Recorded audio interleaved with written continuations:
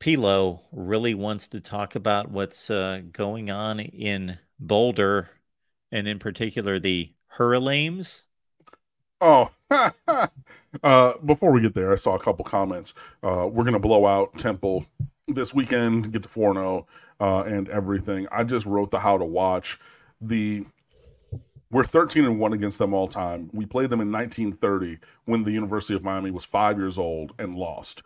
Did not play again until we shared the Big East Conference after we stopped being an independent in 92 and have won 13 in a row by an average score of 44.5 to 10.5 with 3 shutouts and 3 or 4 other games with allowing a touchdown or less. Like, it's this is another lopsided matchup. Miami, like the Canes are a 23.5 point favorite. I know that we did not cover because we did not get that last stop last week against Bethune to give us the ball back to be able to walk down the field and score to get over the number. But I mean, this game really should not be close. They're 2-1, but both their wins are against FCS competition. They played one FBS team and got their doors blown off 36-7 by Rutgers, and I believe Miami to be a better team, than Rutgers this year. So yeah. And then Mr. HD, TVD is the highest graded quarterback in the country as in terms of Pro Football Focus's ranking or grading stat. He's the only quarterback in the country with a qualifying number of plays who scored a 94 or higher in terms of his grade.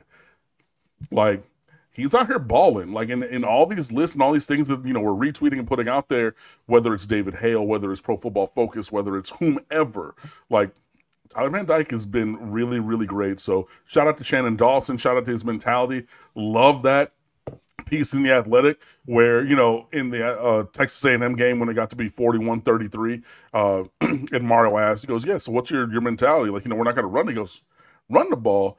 I'm going vertical. I'm trying to end this motherfucker right now.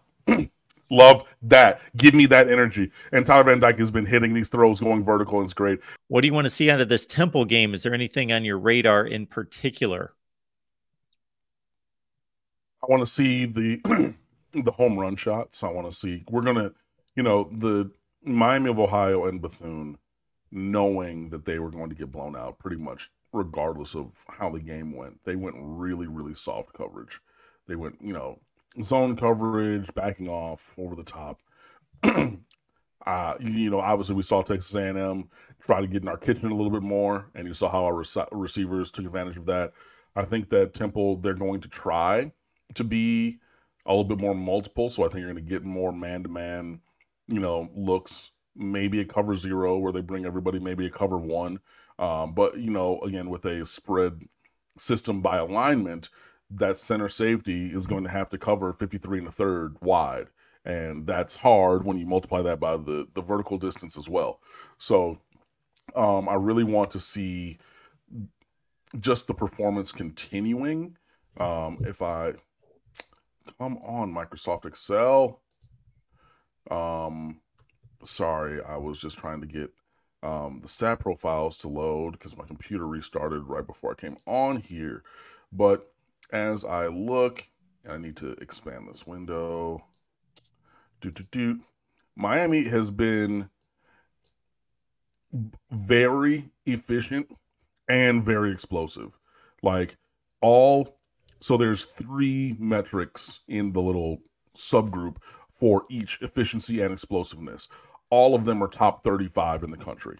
Most of them, all of them are top 16 except for 3-and-out percentage is the one that's 35. Everything else is top 16. So we've been incredibly efficient on offense, incredibly efficient or restricting efficiency on defense, and allowing a moderate amount of explosiveness, but really been, top 10 explosive offense, which again, after last year being in the 120s for explosiveness is incredible. The only thing that I can say negatively or constructively that I think could possibly change is we play at a pace of play that rivals service academies who intentionally slow the game down because they cannot play a high number of snaps. Like, we play only 61.7 offensive snaps per game. That is 114th out of 133. And actually, that went up a little bit from 124th before last week.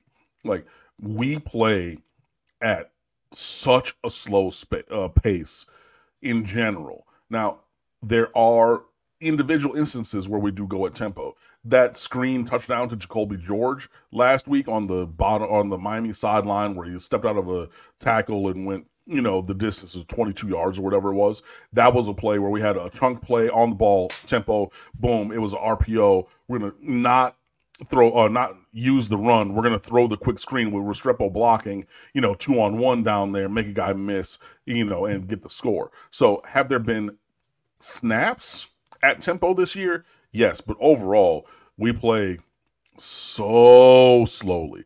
But when you're such an efficient and explosive team, it doesn't matter what speed you play with, because, efficiency, you're going to hit your markings for how many yards you need to be successful on that play based on the metric. And not only that, but if you're top 10 in explosiveness, then we're just going to be, going vertical and, getting chunk runs and things like that pretty much whenever we want them. I mean, what's the percentage I'm looking at? 19.5% explosive play rate. So 1 out of every 5 plays has been an explosive, which is a passing play of over 20 and a running play of over 10. 1 out of every 5 plays is that kind of explosive. And you're succeeding in your metrics at a 60-something% rate. So 3 out of 5, you're succeeding. And 1 out of 5, you're not only succeeding, but you're exploding. Like, it doesn't matter if you play 55 snaps, right? At that kind of pace. Because at that pace, with 55 snaps, you're still going to have 11 explosives. And our explosives now can go the distance, because you're seeing guys being put in space, using their skill set and things like that. So I will say I would like, personally, to see a little bit more pace, just a little bit.